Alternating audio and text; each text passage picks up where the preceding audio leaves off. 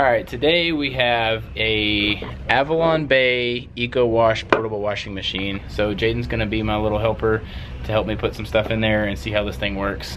We're also gonna put the details for this down in the description below, and there's also a 15% off code in case you want it. I think this product runs about $50-ish, something like that. I filled it up about halfway with water. We added about a tablespoon and a half of detergent.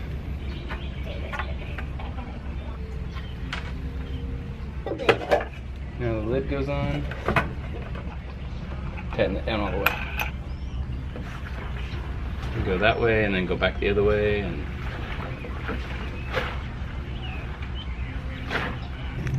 okay, so he just washed it, and now this little thing goes on the bottom for the drain. Okay, so take the lid off, and I guess it lets airflow in there so it actually drains properly. Take that off. Okay, lid goes back on.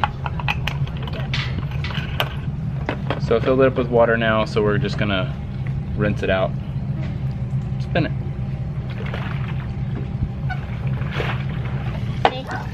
There's definitely still a lot of suds in there. So you're gonna have to rinse this a couple times.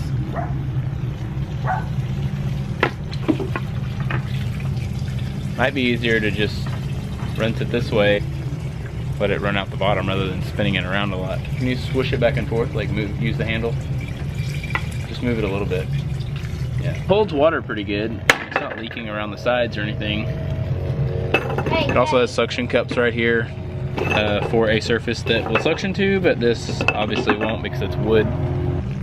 Would you like to wash your clothes that way all the time? Yeah? Alright, we'll keep it around and let you wash all your laundry in it. Okay? You're gonna wash your laundry in this all the time. All of your laundry. Maybe they'll keep you from putting your clean clothes in the hamper. Kind of a cool little thing if you go camping a lot or are on the road or something to take with you. I can see it being useful. Again, you'll get 15% off, and I'll put the link, the code down there, the coupon code. So I hope you enjoy the rest of the video and that you enjoy this. So our debt-free journey actually took quite a while to start. We first heard about it from friends in 2009. We were at their house eating dinner, and they had said something about getting their envelope system, and we were like, oh, what's that? And told us a little bit about it, but that was kind of it. So in 2010, our church actually had a class. So the same couple, they ran it, and it was $100 to take the class for a 13-week study. Not that we didn't have $100. We didn't really think that spending $100 was worth it to try to go that path and try to get out of debt because we didn't know anything about it. So like anything new, you don't want to invest in something that might not work. Our neighbors had done the class too, and we talked to them a little bit about it. So they actually let us borrow their book so that we could start the class and not have to pay because, well, I guess technically that was cheating. Sorry, you're supposed to pay to take the class, and then after that you get to go, you can take the class as many times as you want. But anyway, we only went that one time. In August of 2009, our job situation changed. I had my son, and I went part-time at my job, and then he actually quit his job and went freelance. Not advised. Great idea. We went from making good, normal money to having a baby, and then making like very little and very sporadic. We had 35, 32, 34, how many thousand in student loan debt? 34,000. And we were continually having $5,000 on our credit card, and we would pay it off every month, but then we still had the same 5,000, and it just felt like we were always going backwards. We only took the one class within we had conflicting schedules, and we weren't able to go to any more classes. But we were like, I really like this FPU thing, we really want to do it. Let's just buy the at-home stuff. So 200 to take it at home, or 100 to take it at the place. But anyway, we finally paid for it. We didn't cheat anymore.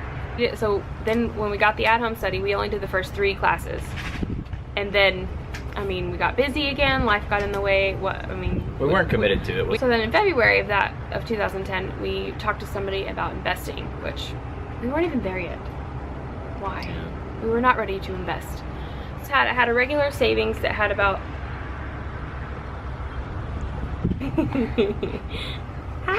So we had a savings account, and we had a CD.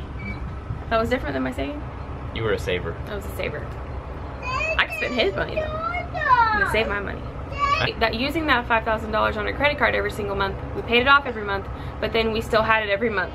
So when we talked to this guy, he's like, oh, take this savings that you have and pay your credit card off. And we're like, okay. So then we did that, and then we didn't have any savings anymore. That was a big chunk of savings, and we had no idea what we were doing. And then the next month, we racked it back up right where we had it again, like probably even was so lost. We had no idea what we were doing. We had no budget. That was the whole point. We did not have our budget. But that summer, like we were, I guess we still just didn't do. How long were we trying to do this FP? Well, because it was really the beginning, so it was like 8 months. I felt like it was longer than that. Yeah, because we kept. But we had no idea how much we were spending. Like we would write it down after the fact. So like spend our whole month. And then after that, we would like write down which category we were in. Like, oh my gosh, you spent that much on restaurants? And then you bought me that $1,100 camera. Such a jerk. Why would you do that? Stupid. So then we're like, okay, we're not really doing FPU. We need to start actually doing it. Jaden turned 1 in August of 2010. And the week before his party, our air conditioner went out. Our air conditioner went out. It's Texas. It's hot. I had to get a new air conditioner before the party. $1,500 later, and the end of our emergency fund. I remember specifically though, that was like everything we had. Yeah, like were down to the last. We were done. Yeah, but we started in September. We finally decided to jump all in. Started back at the very beginning of the DVDs. Watched 1, 2, 3.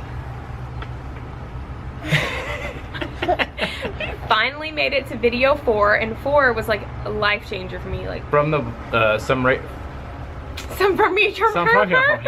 from Rachel's blog, she documented all this. You know, I think we binge watched it, right? We went through the whole thing in like a week. Yeah, and we're like, yeah, Dave Ramsey, we're gonna do this.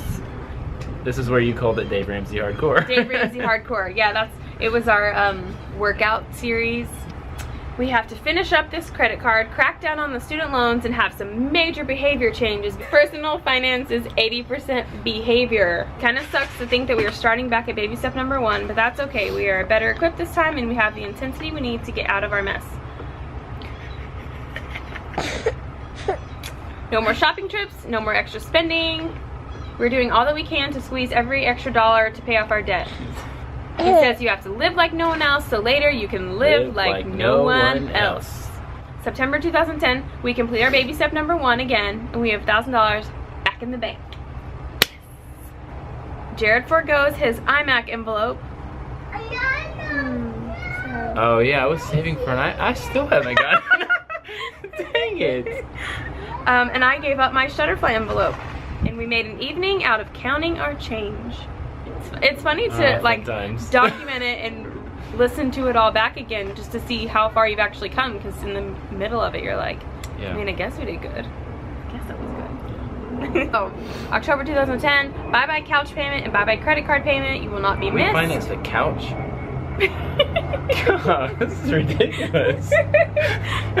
So December, we had like no money at all. I mean, especially at Christmas time, because I mean, you could really, especially with all the family, all the people that you've always bought for, so then it seemed rude if you weren't going to buy for them again. One of the tricks maybe that we did was for Christmas time, when people asked us for what we wanted, we said groceries, so that our grocery envelope could actually go towards our paying off our debt. And because if people want to buy you stuff, then I say make it be more practical, and like, if you want to buy me something, fine, buy me all my groceries. I think your mom bought us groceries that No, year. she did. Yeah, she bought us like wrapped up groceries and gave them to us. Yeah, and that was awesome. Yeah, it was. So I said that God was teaching us this month, and it was so hard, but I'm glad he did. I started doing couponing at the end of this month, and we also stopped funding our emergency fund and put that money to our debt snowball. February 2011, I started doing photo shoots to earn some extra money to put towards our debt. I did them like $50. Basically like the Girl on Napoleon Dynamite style. They were bad. They were not that good. They weren't that No, bad. the first one I did was It wasn't so like bad. glamour shots by Rachel. No. Yeah, it was. In March 2011, we amped it up. We started selling all the things. So April is when I claimed that our whole mindset has changed, and I wrote in my blog, we are halfway done with our debt. We decided that our halfway reward is taking a trip to New York to visit my family. Jaden finally gets to meet my family. I've survived the past couple of months of a sister's baby shower, wedding shower, and a wedding. I can conquer anything. And then in May 2011, this month we laid low so we could take full envelopes on our vacation to New York at the end of the month, acquiring no new debt. Mission accomplished. We are also both completely on board to sell the Camaro. I'm taking pictures of it, and Jared is building a site to put it on and help sell it. Okay. Both. June 2011. We were both okay with selling the Camaro. Yes, we were. I never Both. said we weren't. Not just me. I'm not a vicious, evil wife. I never said that. So we knew from the beginning we would like to sell it, but I wanted to see behavior change in us and actually have to work hard at paying something off, because I know like the inner transformation that happens when you have to work hard at something. So then July 2011 was a huge month for us. Thankful for the hard lessons we've been put through. It has helped us manage what's being given to us now. That's crazy. I got a bonus from work and remembered a mutual fund I had. I also had lots of overtime, and Jared's dad gave us wheels to sell. Wheels to sell. Wheels to sell. Would you believe me if I said we paid off $7,391.21 this month? And then in September of 2011, we paid off everything but the house. Another high five. Oh. We also decided to keep the Camaro. That was our initial debt-free-ness, journey-ness. We sold a lot of stuff, and we did not go out to eat at restaurants. Had to tell a lot of people no about things. And you know, while everybody else is like upgrading this and buying that, we were like, okay, be content with what you have. There was a lot of times where we went to the store and I would take a picture of it if I wanted it. And then I just look at it in my phone every day until I no longer felt like I wanted it anymore. And I feel like that really helped, because I always told myself I can go back and get it, you know, when we're out of debt if I really want it. But it just kind of showed me that I didn't even need it. Think about getting out of debt and that all the freedom it'll give you later. Don't worry about upgrading anything or buying anything. Just gotta keep your eye on the prize. Debt free, debt free. Weird. Family and friends would just kind of hear about the things that we were doing and kind of the direction we were going with things, that they did like encourage us and kind of give us, you know, oh, that's a great idea, you know, or I got out of debt, you know, 20 years ago or whatever, and it's been the greatest thing ever, you know, different things like that that came up that were really encouraging to us.